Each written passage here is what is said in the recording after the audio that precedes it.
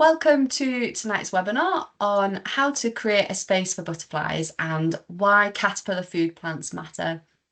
Nectar plants often get quite a lot of attention, but one of the most effective ways we can help butterfly numbers actually starts with their caterpillars and the specific food plants they depend on.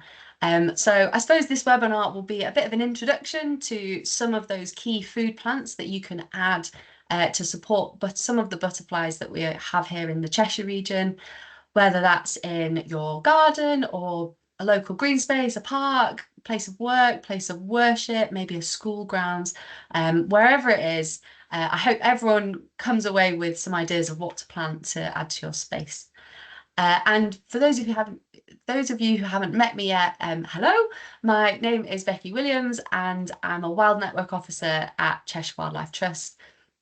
If you haven't heard of the Wild Network, it's essentially a community of people all across our region who care really deeply about nature and are doing what they can to help wildlife recover in their local area.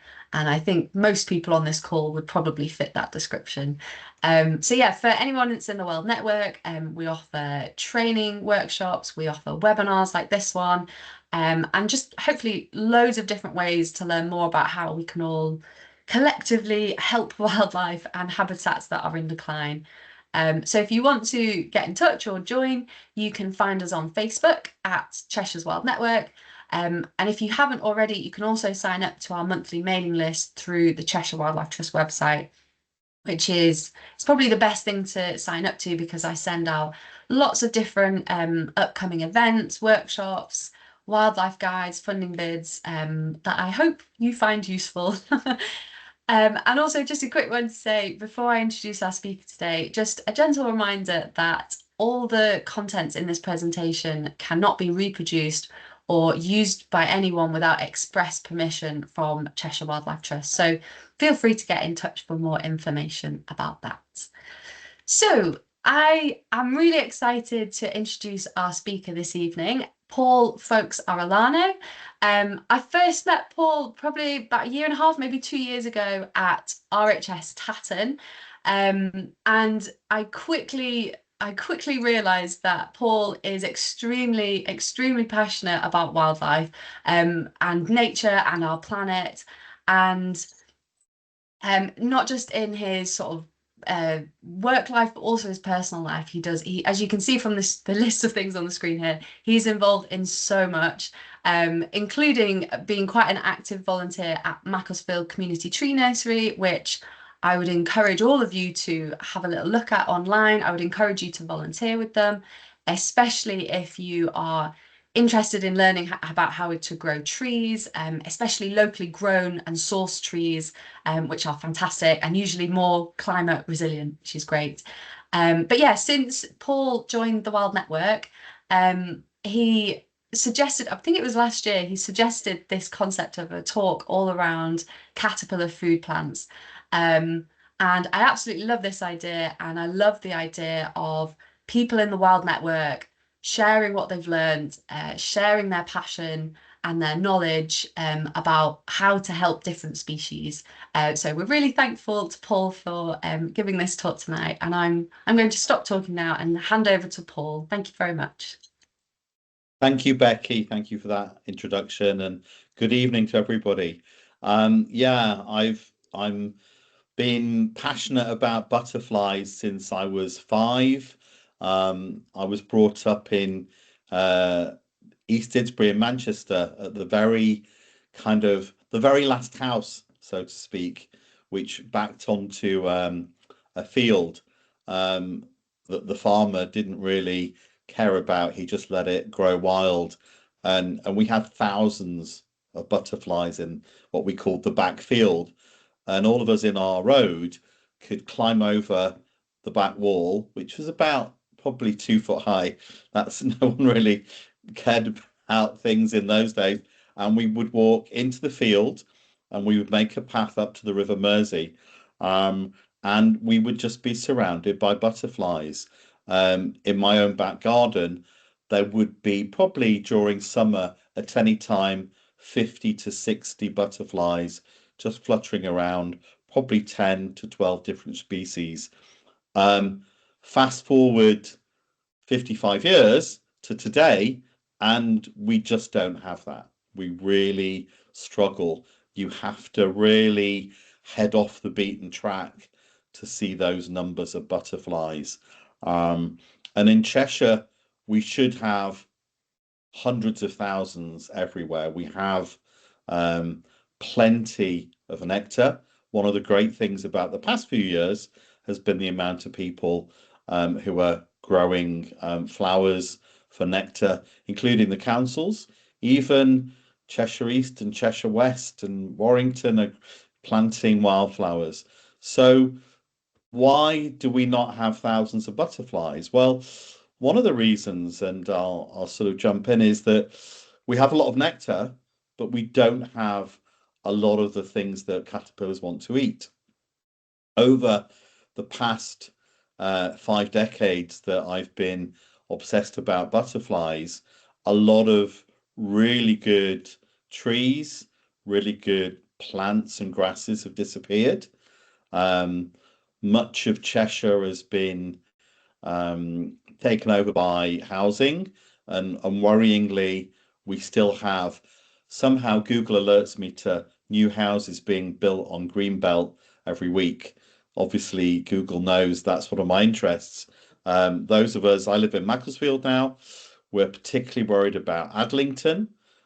We've been fighting to save Danes Moss for many years, and we've made some progress, but it's not over yet. But all these amazing spaces are under threat. So one of the things that we can do as concerned wildlife devotees is to actually help butterflies along by planting plants for them, not just in our gardens, but also talking to people at allotments, talking to landowners, talking to councils, local bodies, and getting involved in the kind of very wide number of groupings in Cheshire who plant. Often they're planting for birds.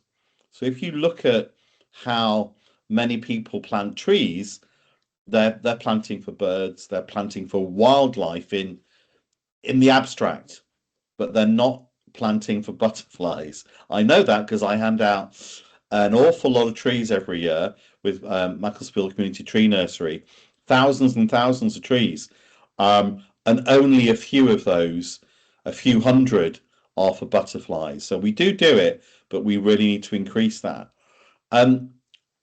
People wonder what caterpillars eat.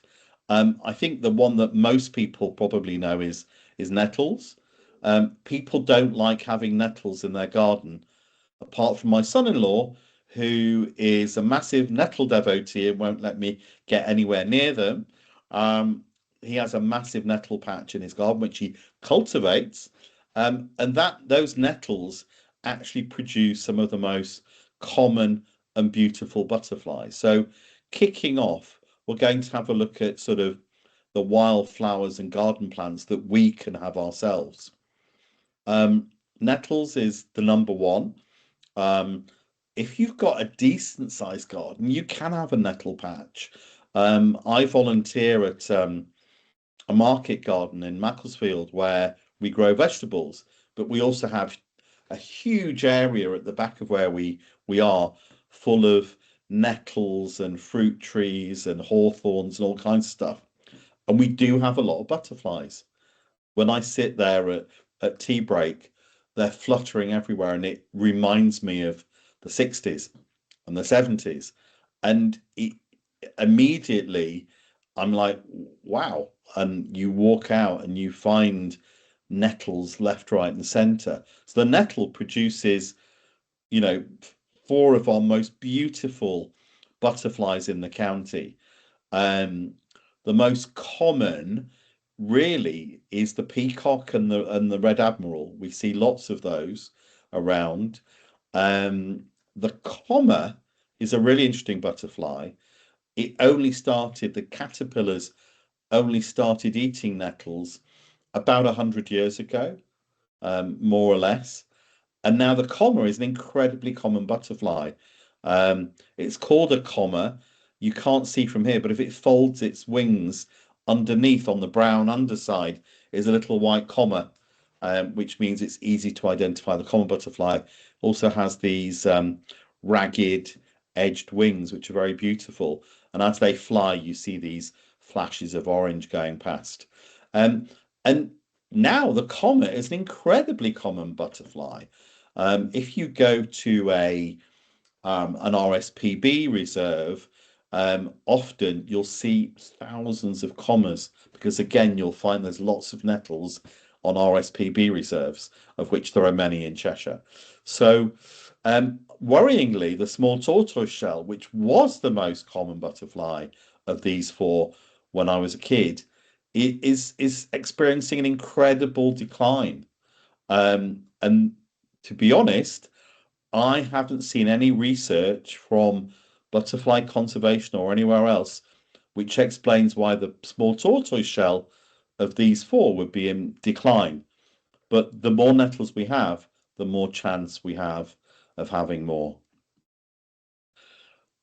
One of my other favourites and one of the first butterflies that we see each year is the orange tip. I love the orange tip. Particularly, this is the male in the photograph. So you'll notice it's not laying eggs because it's a male. The female doesn't have the orange tips on its wings, but it does have this lovely mottled pattern on the underside. And you will see very early in the year orange tips appearing. You'll see them on riverbanks where they're incredibly common, but dotted everywhere really, looking for cuckoo flower and garlic mustard. Now, these are two things you can grow in your garden. In fact, you can grow them anywhere, but they are lovely in the garden. Um, Very attractive in a wildflower meadow. If you've got, I have a tiny wildflower meadow. It's a few meters by a few meters tucked away behind an arch that I put in my garden. And yeah, I have these. And in fact, most of what we're going to talk about, I just have a few specimens of. And to be honest, you don't need that many. One of the great things is that caterpillars are pretty efficient and they will um, really eat everything they can, but the flowers, the plants will survive. They will eat and eat and eat, but as soon as they become a chrysalis, those plants will regrow until the next batch of butterflies fly in and start laying eggs. And I guess one of the reasons I love planting so much, I get lots of butterflies in my garden, which is a new garden. I bought a brand new house that just had lawn. My first task was to rip up most of the lawn and plant wildflowers and trees and bulbs and all kinds of stuff, seeds that I've brought from old fields that I used to visit. And the butterflies literally arrived within a few months to lay eggs. It didn't take very long at all. And these plants can be grown either from seed, so some of them are particularly easy to grow, or from plugs. And at the end, we'll give a few tips as to where you can buy your seeds and plugs from. But it's fun to grow the plants in the first place. But to me, the best thing is to see them flower. And then after that, or before that sometimes, just to see them covered in eggs and then caterpillars. And I spend a lot of time just worrying that all the bird life that inevitably arrives when the caterpillars are there won't eat them all, but some survive. I mean, that's the whole point. In a sense, I'm growing plants for caterpillars, but the birds seem to think I'm growing caterpillars for them. So the robins and the wrens and the blackbirds come in and have a good feast as well. But there's plenty for everybody. So orange tip, again, fantastic plants and really attractive ones to have in your garden. Um, Things that people have that they may not even think about as being a foodstuff are holly and ivy. When I moved into this brand new house, it did happen to have a massive patch of ivy at the end of the garden growing on top of the wall. And year one, I saw holly blues arriving to lay eggs, and I was over the moon because the holly blue is a beautiful little butterfly. Um, you can see there the underwing. It has a pearlescent blue wing. As it flies, it's beautiful in flight. The interesting thing is it's called the holly blue, um, but it actually changes tack. So half the year it lays its eggs on holly, and half the year it lays its eggs on ivy. So in Cheshire, these are its main foodstuffs for the larvae. Um, where I used to live before in Surrey, it is a generalist. It will lay its eggs on lots and lots of different plants, which meant its numbers are very, very strong in the south of England. And I would say one of the most commonly seen butterflies in the south because it will lay on a whole host of things. But the typical ones, the ones where you're really going to have success, holly and ivy. And to be honest, you know, a lot of people already have ivy. It likes what I would call traditional ivy, not necessarily these fancy ivies that people have.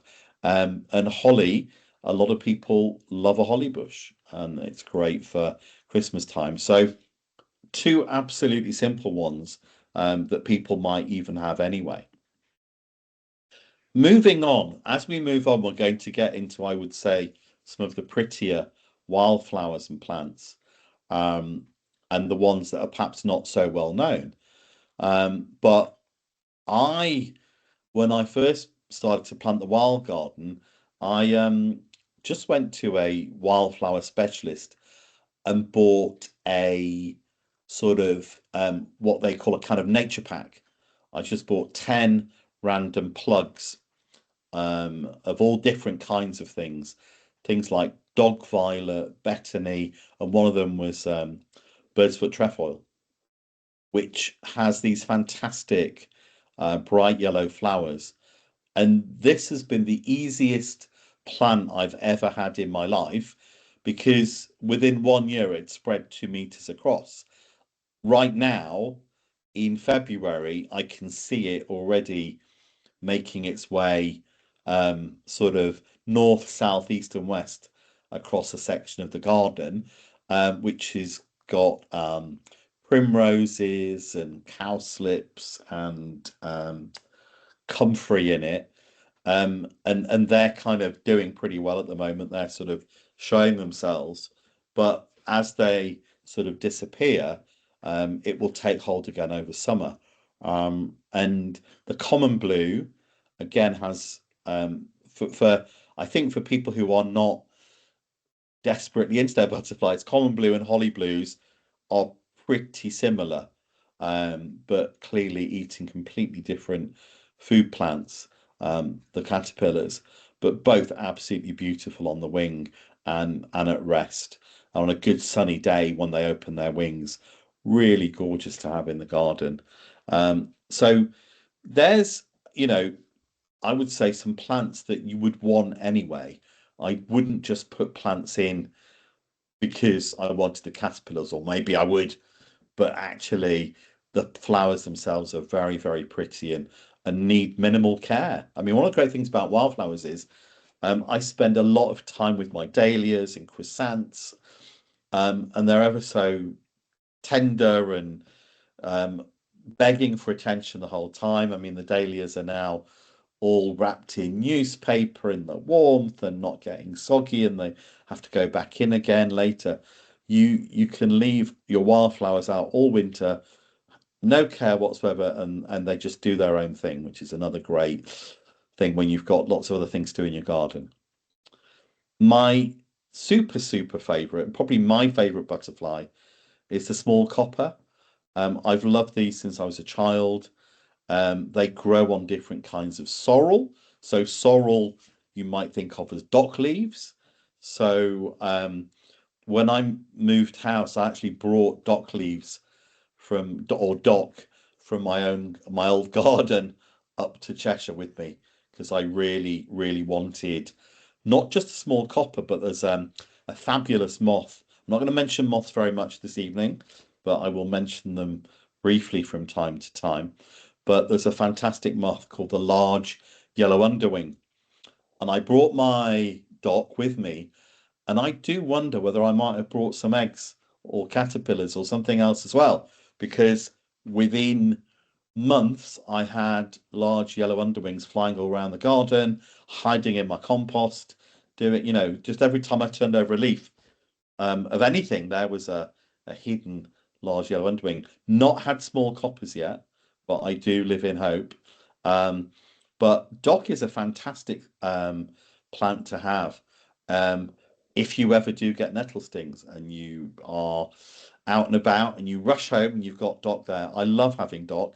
I know it doesn't really work, but I still smear it on nettle stings because it smells good, and I'm superstitious. I think it's a good thing to do. My grandmother taught me, and I'm never going to forget some of the learnings from my grandparents. Um, right, we're going to get into the ones that some people don't like, which are the whites, the large white and the small white. Um, Lots of people call them cabbage whites, particularly people who don't like them. So my grandfather, luckily for me, who taught me how to garden, I spent all my Saturdays on his allotment from the age of 5 to about 15, really taught me how to grow veg. And he was not a fan of caterpillars. But luckily for me, he didn't go around killing butterflies, which was good. And if he did find caterpillars, he would just throw them to one side. He wasn't scared of them, wasn't squeamish, just pick them up. But he always grew nasturtiums, always grew nasturtiums, and I've followed that habit through to today. Um, I mainly grow kale rather than other brassicas. I find kale very easy to grow, and I grow kale for us, but I mainly grow it for butterfly larvae. They arrive en masse, and I watch the female white butterflies, mainly small whites, sniffing every that I'm told they don't sniff. I've spoken to the experts of butterfly conservation, um, and I said, how do they know? Because they go around they look for tender leaves, they're looking for leaves that have no eggs on them, and they go around choosing the leaves that they want for their eggs. And then when they find the right leaves, they start to lay. But wherever I put my kale, I can hide it. I can hide it behind things. I have little trays of kale seedlings. They are amazing. They flood into the garden, and they'll have a bit of a feed if they're in the busy lane. They're pretty tired. They'll have a feed on Verbena bonariensis, which I think on the right hand side, I think it looks like a Phacelia, or actually, I know what it does look like, but I can't remember the name. But mine will feed on the Verbena bonariensis, or knapweed, and then they'll go back to laying again, have a bit of a rest, and just go round till they've covered. And they will eat that kale down but they won't eat the shoots. They'll leave that to grow. And by September, when they've all gone into cocoons, chrysalises, that will do very well. So all during winter, we get our kale, nice big fat leaves of kale, no caterpillars around. So people who go around pinching caterpillars off, which clearly petrify terrorizes me. No need to, just leave them. They won't kill your brassicas. They'll make a mess, and there'll be lots of caterpillar poo around. But try planting the nasturtiums. You might get some of the large whites going for your nasturtiums, and the large white caterpillar is absolutely beautiful. Um, we don't have a picture of it, but it is beautiful. It's black with yellow spots and green spots, and really, really pretty. The small white caterpillar is just a green blobby caterpillar. It's not that pretty till it turns into a butterfly, but the large white ones are beautiful. So, moving on to trees, which is what I do in my volunteering job, growing trees from seed. So I love trees. I was delighted to discover when I arrived in Cheshire a couple of years ago that at Macclesfield Tree Nursery we grow um, plenty of trees which caterpillars will eat. The one that we grow an awful lot of is alder buckthorn. Um, and this is basically a leaf which is eaten by really the first butterfly to appear each year, the brimstone. Again, we have the males in a bright sort of brimstone yellow, which is why they're called brimstones. The female is white, but has these incredibly distinctive wing shape. And the females, white ones, will be laying their eggs on the alder buckthorn. Again, a pretty nondescript. I mean, a lot of the butterfly caterpillars are green because they blend in with the leaves. They're camouflaged so you don't see them.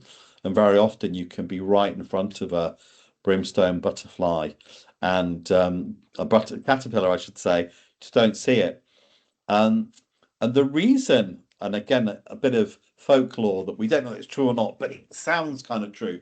The reason butterflies are called butterflies is that the first ones that appeared in the year were these male brimstones that are yellowy butter coloured. And it's said that that's why in England we call them butterflies, because the first one that we see in the year is a yellow male brimstone. The males are around and flying like crazy looking for females very, very early in the year, sort of, I guess, late Feb, early March, April time. Um, and yeah, we get the seeds. You can see these little alder buckthorn berries. Don't eat them, but you can squeeze the seeds out. Um, they go into a bag of coconut fiber um, in the fridge over winter. And in spring, you'll get little roots on the seeds and you plant them, and you've got your alder buckthorn for next year. So, the great thing about growing trees from seed is you have an unlimited supply. One that is very important in Cheshire, where we have a couple of big colonies. Big in butterfly terms in 2026 is not really that big. It's a few dozen. Is the white letter hair streak, and you can see the outer wing, and you can see those kind of white letters on the underwing. These are in Point and Coppice and in Lethwich. I think that's my photograph. I arrived too late and I've missed all the larvae, so I had lovely pictures of wych elm leaves um, that again we grow at Macclesfield Community Tree Nursery. We grow a lot of wych elm. Um, and again, tiny little caterpillars. You can see how small they are just by the size of. That's a very small leaf, by the way. That's a tiny caterpillar that then turn into these white letter hair streaks.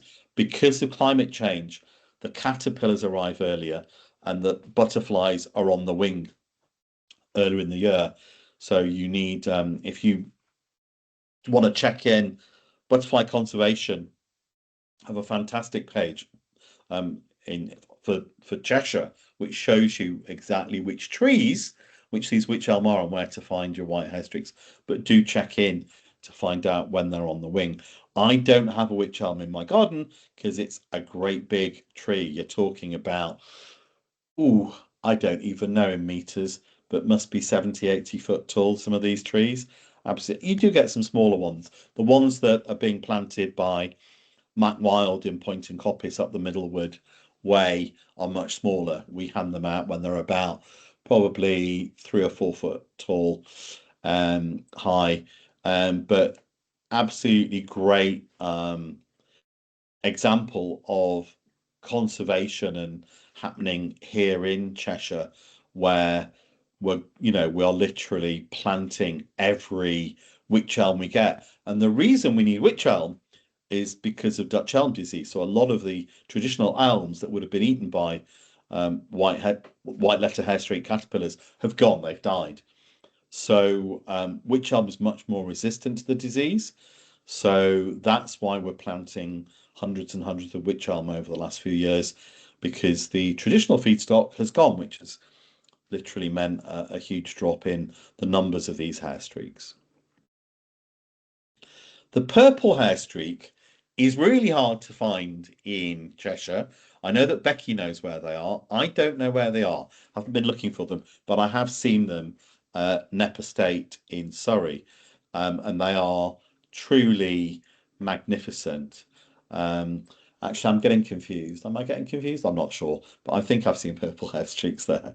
They've been purple emperors, but anyway, these are basically eating oak. So as you can see from the left hand image, they will eat all oaks, not just our traditional oak, but also sessile oak and pedunculate oak and even Turkey oak. So at Tree Nurse we grow a lot of standard oak and sessile oak as well. And I think we've got some Turkey oak this year. But that's something that I know nothing about. And again, what an uninspiring little caterpillar. Photographed by Take That, Gary Barlow, it seems. I don't know how closely you can read the titles on the pictures, but it says photographed by Gary Barlow. I assume it's a different one. This is one with double R. But really uninspiring little caterpillar, but fantastic butterfly, that massive streak of purple. The one thing that is really weird about some of our most common butterflies is that they just eat grass, something that you might say is basic and simple as grass. But when you get into your grasses, and if some of you are gardeners, you probably know a lot more about grass than I do. I don't grow grass for fun. I have a lot of grass that just appears, all different kinds. I have actually just sown some specific grass that you'll see some of the ones as I go along that I have literally just sown, but I've never really grown grass for fun. But this one I recognise. I know that grass from being a kid, the common bent. And that's one of the grasses that the meadow brown. And the meadow brown is one of our ubiquitous butterflies. You see them everywhere. Again, I find it really hard to see them on the grass, the caterpillars. I spend a lot of time kneeling in grass trying to find caterpillars. I'm very bad at finding them. I find all kinds of moths hiding in grass. Moths are very well, they outnumber the butterflies by a large amount. There are thousands of moth species, just a few dozen butterfly species in the UK. But that grass I recognise very, very well, and that's the common bent, and it's a very pretty grass. So if you are going to do some kind of wild grasslands in your planting, then do put in common bent. The fescues. So there's lots of different fescues, and all of them are have different moths and butterflies that like them. But the gatekeeper, again, one of my favorite butterflies, always comes into my ragwort. So I've got ragwort in the wildflower and actually growing in the lawn. The lawn is mainly clover, ragwort, and other things, as I basically cultivate anything that isn't grass in my lawn because it's more useful for butterflies and caterpillars. And this is the slender creeping red fescue, lovely seeds. But gatekeepers will also, they like bent, they like meadow grasses, they like common couch as well, couch grass. I'm sure many of you have heard of. But you can have your own gatekeepers if you have some nice grassland. And then two, again, what I would say really, speckled wood is incredibly common. When I went hunting for white-letter hairstreak in Lethwich, I just found hundreds of speckled wood. They are so brilliant at reproducing and surviving and getting everywhere. And I know hundreds of places across the country where you go and you might see nothing, but you will see speckled wood. Really, really successful. Um, Speckled wood, and the ringlet, which is again without having open wings, um, they might look quite similar, but the ringlet has these wonderful little what I call planets on the outer wing. They're little white dots, the brown circle, and a white one with kind of like Jupiter's rings around them. The ringlet, um, great butterflies, quite easy to find. Um, if you go to anywhere with a good number of butterflies, you will definitely find ringlets and speckled wood. Speckled wood also eats false broom, cocksfoot, Yorkshire fog. Um, and, I'm going to move on a little bit now because I'm aware of time. Just mentioned Yorkshire fog, another beautiful butterfly. Skippers we have, an increased number of Essex skippers are coming into Cheshire. We are really the home of small skippers, but we're getting increasing number of Essex skippers coming in. Could be climate change, many people think, but they are a big fan of Yorkshire fog. Also will eat false brome, cocksfoot, and then we're getting into some of the more difficult ones to find. Small heath will like, and again, if you look at that, you might think, oh, that looks just like a meadow brown. It does. If you're not looking very carefully and they're on the wing, for example, could easily confuse them, apart from the size. So you'll get fine grasses for them, fescues, meadow grasses and bents. So, I did get there. I was worried about time, but we got to where we need to be just about. So, how do you make a difference?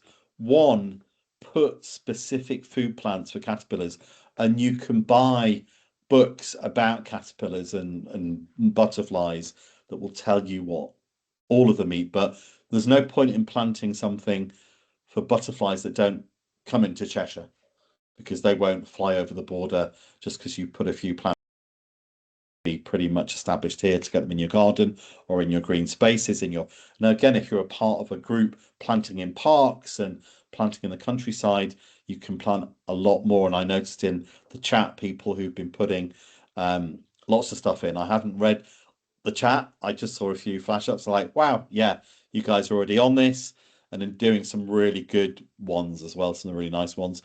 Encourage your friends and family to value the wild spaces. Absolutely. Again, I've my son-in-law has now got a whole pile of things in his garden, apart from the nettles, which I've encouraged him to look after. And he has an amazing space for birds, butterflies, moths. He's got a hedgehog. I mean, I'm so jealous. It's doing really, really well.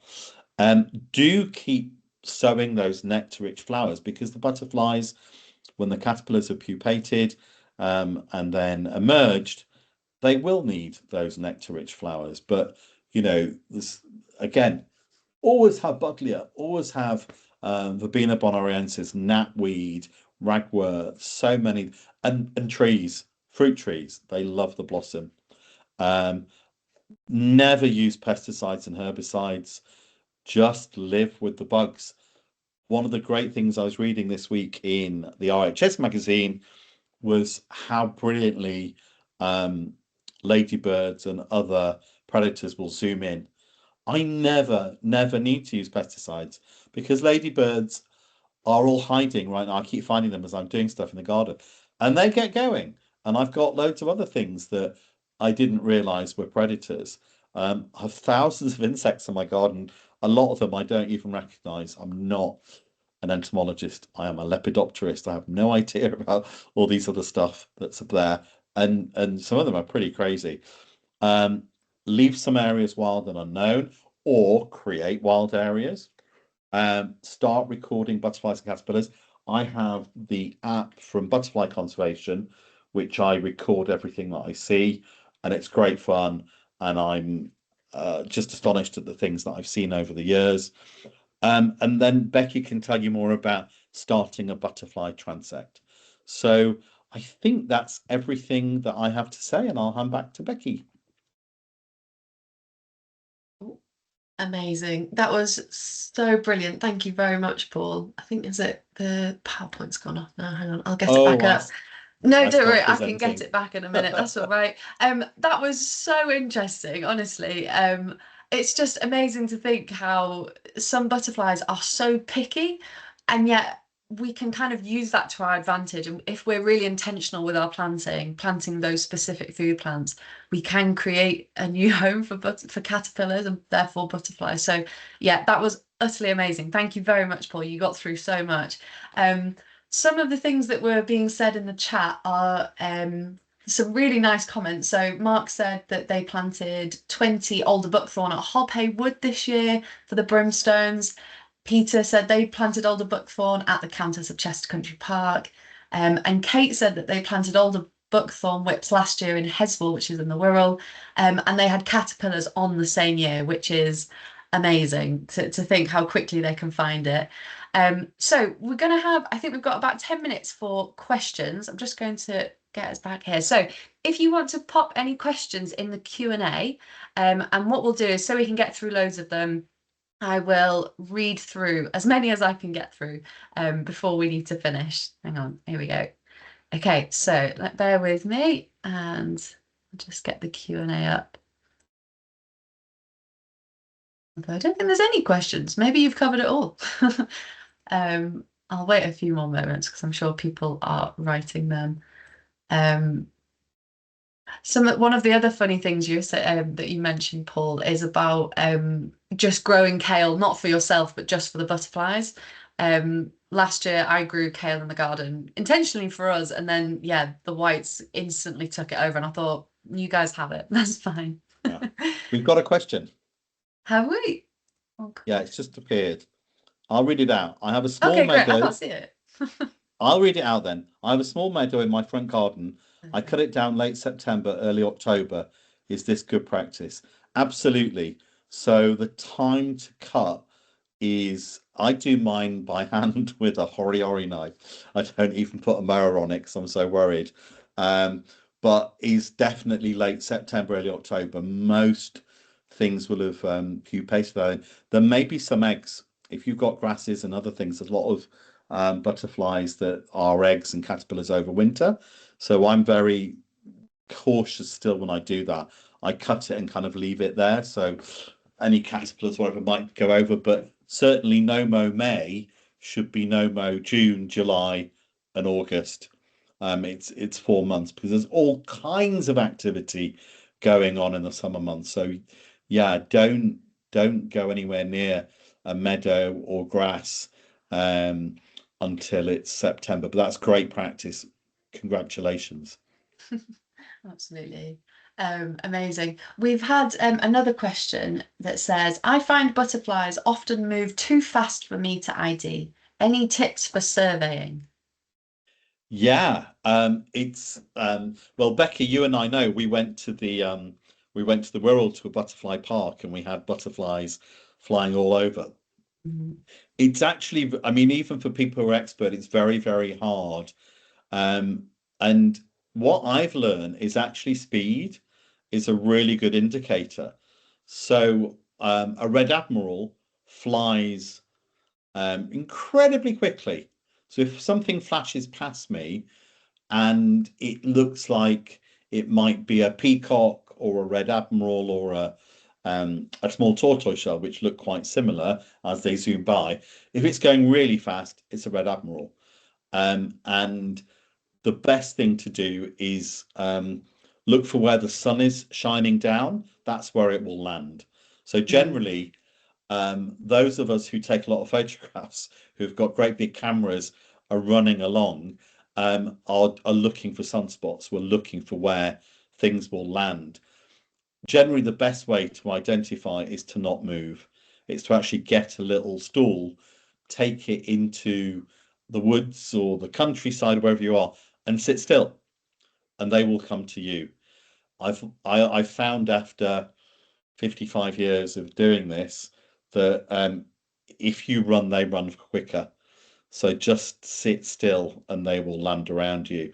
But yeah, look for knapweed or um, buddleia. I mean, I went all the way to Norwich to look for swallowtails, and after 3 hours, all of them were on one buddleia plant that happened to have seeded itself in RSPB. They were all there, and all the butterfly nerds were all there as well. So I would say very hard even for us to see what they are. Best to sit down and wait for them to land. Absolutely. That's a really good advice. Thanks, Paul. Some more questions. This is an interesting one. Are butterflies under threat from viruses in the same way as moths? Do you know the answer to that? Um, I I I'm not aware of any particular species really being under more threat from particular viruses. I mean, there are definitely certain species who are on the, on a downward trajectory, but from what I know, it's still pesticides are the biggest threat. And the problem with pesticides is that they drift. They're very fine sprays and they drift everywhere.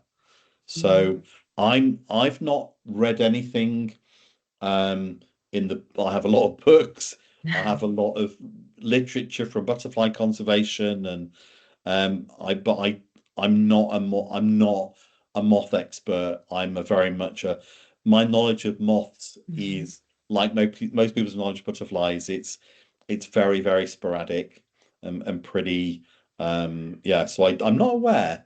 No, it's not something that we've talked about. No, that's all right. That's fine. I hope not. Um, Anyway. um, let's have a look at some of the questions. I'm going to try and get through a couple more. They're all coming through now, Paul. Yes. Um, are the commercial seed ball butterfly mixes helpful? Are they okay for clay soil?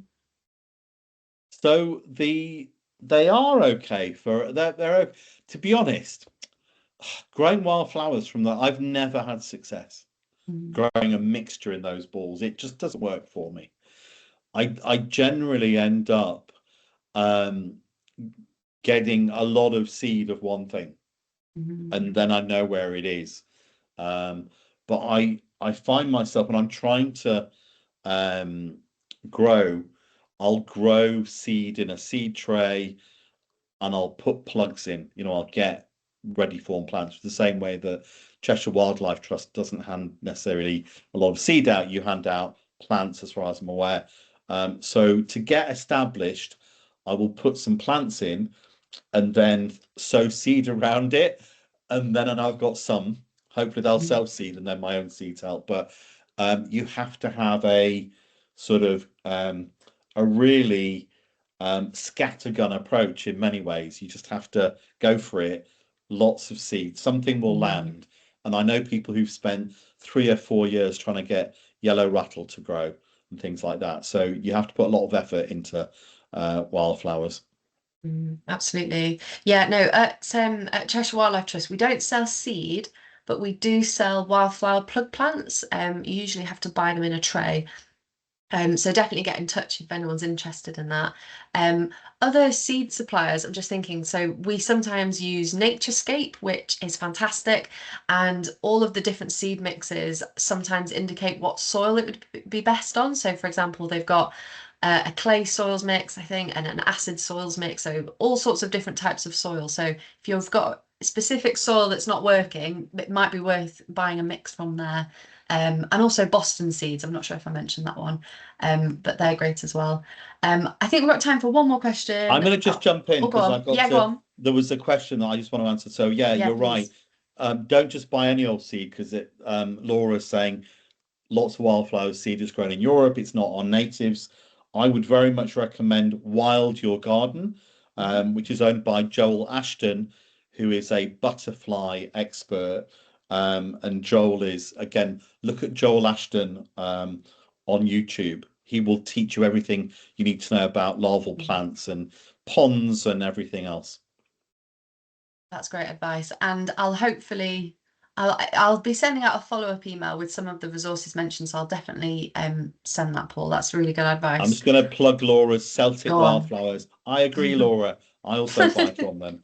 Yes, I buy a lot of but I only buy from native specialists in the UK, people that I know are, and Becky and I would recommend Cheshire. So if you can buy your wildflowers from Cheshire, don't bring plants in from other counties because they may have nasties on that we don't want in Cheshire. Absolutely. And yeah, as Laura says, they might not be true varieties that we'd find here in the UK. Laura also said something interesting earlier in the chat that said you can grow wych elm in a hedge and you can hedge lay it and you can coppice it, which I thought was really interesting as well. I thought that was fabulous. Thank you. I saw that. That's Yeah, brilliant. Yeah. there's so much. The chat is wonderful, and I encourage everyone to Yeah. have a little look through it. I think that might be all the time we have for questions this evening. And before you all go, I just wanted to explain a few resources that I'm going to be sending out in a follow-up email in the next few days, so that you can continue learning all about butterflies. And if you're watching this on YouTube later, because I'll be recording it, I'll add these links below. So first up, the butterfly conservation, I think Paul will agree, is absolutely incredible. They've got so many wonderful resources, including this A to Z of butterflies, which is really great if you're keen to learn about really specific butterflies. And also I mentioned, Paul mentioned transects earlier. So butterflies are often described as environmental indicators, which makes monitoring them extremely important for conservation work. So if you're keen to contribute to butterfly data and you're fairly confident at your butterfly ID, although it's definitely something you can pick up, you can set something up called a butterfly transect, which is essentially a fixed route that a person walks regularly to count butterflies, helping to track their numbers and types consistently over time. So if you're interested in setting one up in our region, you can reach out to the local transect coordinators, who are absolutely fantastic, and you can find their contact details on the Butterfly Conservation website.